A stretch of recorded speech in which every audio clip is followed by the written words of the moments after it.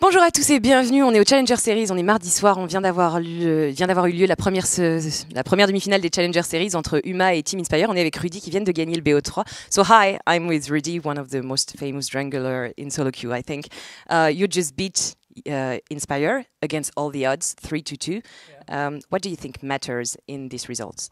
The result that matters is that we won. That's all that matters, because that's all we were focusing on. We weren't focusing on anything else besides winning this week, because we had no choice than to win, or we were out. You train a lot for that? Not really. Like, the circumstances weren't the best, but we did our best and we came out ahead, which we're happy about. Donc Team Huma vient de gagner, donc ils sont qualifiés en finale des playoffs des Challenger Series. Ils viennent de gagner 3-2 contre Team Inspire, contre complètement toute attente. Et il nous a dit que, au final, ils avaient pas forcément beaucoup travaillé, mais ils étaient très très concentrés sur leur jeu parce qu'ils avaient absolument pas le choix de gagner. Ils étaient obligés d'avoir ce match pour continuer, donc ils étaient extrêmement concentrés et ils pensent que c'est ça qui a joué dans ce résultat plutôt étonnant. You pick Gragas a lot in the game, in the jungle. What do you think about this pick? Do you think there is another champion who can be equally as good as Gragas? What happened that game was that I didn't pull out the Gragas. We were banning it. Yeah.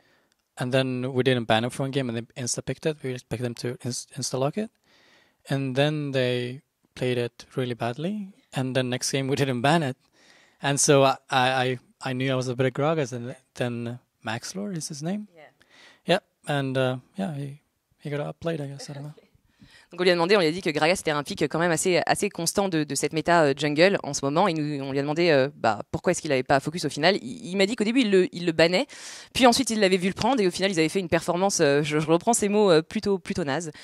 Donc du coup ils avaient choisi de le laisser ouvert et au final c'est passé plutôt bien. So Jax, we have to talk about Jax. Obviously it's one of the champions who makes the most raging in solo queue after Teemo, of course. But how can you capitalize on his weakness when you are against him and on his strengths when you have him on your team? The main thing you do with Jax is you gotta outplay, like you gotta scale better, or you just gotta outplay the enemy laner, and you gotta win 1v1 as a split pusher. And if you don't win 1v1, you lose the game. And what happened in that game is that they focused our Jax, of course, and we knew that, and that's why I was focusing everything on, like I was focusing mostly on top lane. It's a big risk. It's a huge risk, yes, it's a huge risk. Donc on lui a demandé, parce que comme vous avez pu voir si vous avez vu le BO5, on a eu Jax plusieurs fois dans ce BO5 avec une très très grande force de frappe et on lui a demandé comment est-ce qu'on pouvait, quelles étaient les forces et les faiblesses de Jax entre guillemets dans une équipe. Il nous a dit que déjà ce qui était très compliqué c'est qu'il fallait absolument gagner sa lane. Si on était derrière, on perdait la game et du coup il savait très bien que l'équipe adverse allait essayer de mettre au fond leur Jax. Du coup ils l'ont camp et ils l'ont mis bien et ça a au final plutôt payé. So CS to LCS to CS and maybe to LCS again. What do you keep from your experience in Unicorns of Love? That they learned me, it gave me a lot of insight into the esports scene, and because I didn't know anything, I didn't want to get into esports professionally because I didn't want to get I didn't want to get screwed over by my team, or I didn't want to perform below my level basically. So I was waiting for the right moment. Okay. It was your moment. Yes, it was my moment with Unicorns. Et on lui a demandé qu'est-ce qu'il retenait de son passage chez Unicorn of Love en LCS. C'était la première fois que Rudy atteignait la scène professionnelle. Il était très excité de pouvoir le découvrir. Il a eu pas mal d'autres propositions avant, mais il voulait pas avoir une équipe un petit peu moins forte que son niveau. Et du coup, il attendait ce bon moment qu'a été Unicorn of Love.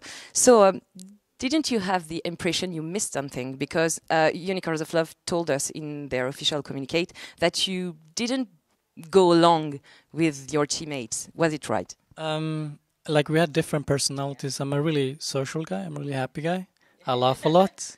Me and Werlib have since I can speak 3 languages, and I can speak Spanish to Werlib, and we joke around a lot. So I laugh a lot with him, and it's on expense on our coach most of the times. On lui a demandé du coup s'il avait fait l'impression de rater quelque chose, parce que c'est vrai que si on se souvient, Unicorn of Love avait dit que Rudy était parti de l'équipe parce qu'il s'entendait pas forcément bien avec le reste du staff, et il nous a dit qu'en fait il s'entendait très très bien avec certaines personnes, mais que ça c'était souvent aux dépens de son coach malheureusement, et du coup ça avait pu jouer en sa défaveur. So an unfortunate story is following Yuma actually about money stuff and stuff. I don't want to talk about that, but you joined Yuma knowing that Why do you make that call?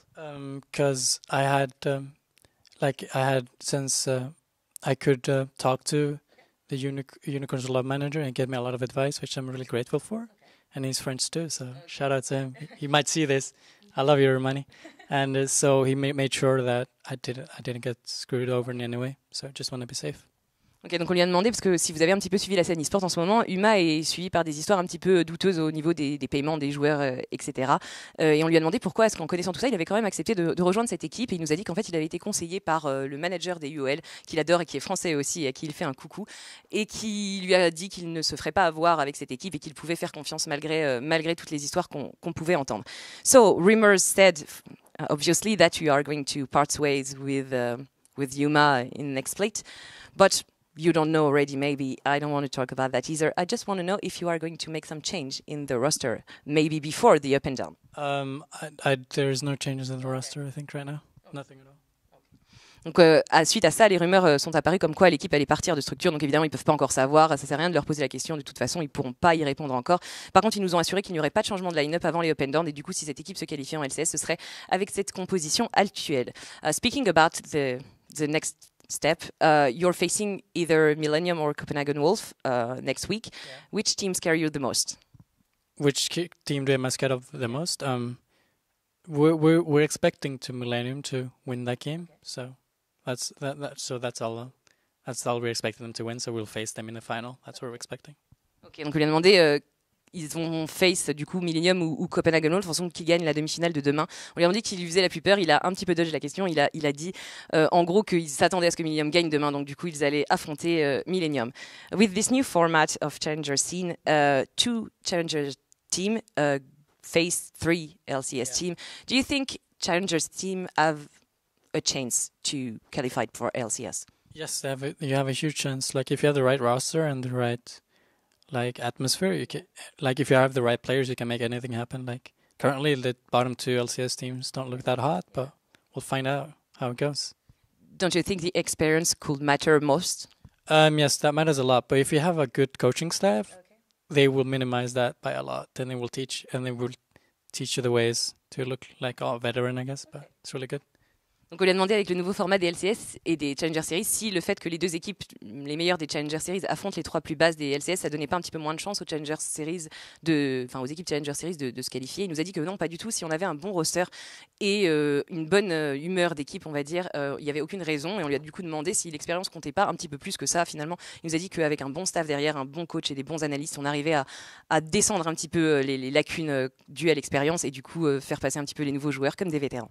So thanks a lot for your time. I'm gonna let you say maybe one last word in French because you speak with the manager in French. Hi, it's Rudy. Bonjour, c'est Rudy. Bonjour, c'est Rudy. What's up? Good? All right, great. Good. Et bien sur ces mots, merci à tous et on se retrouve demain pour la game des Millennium. Thank you.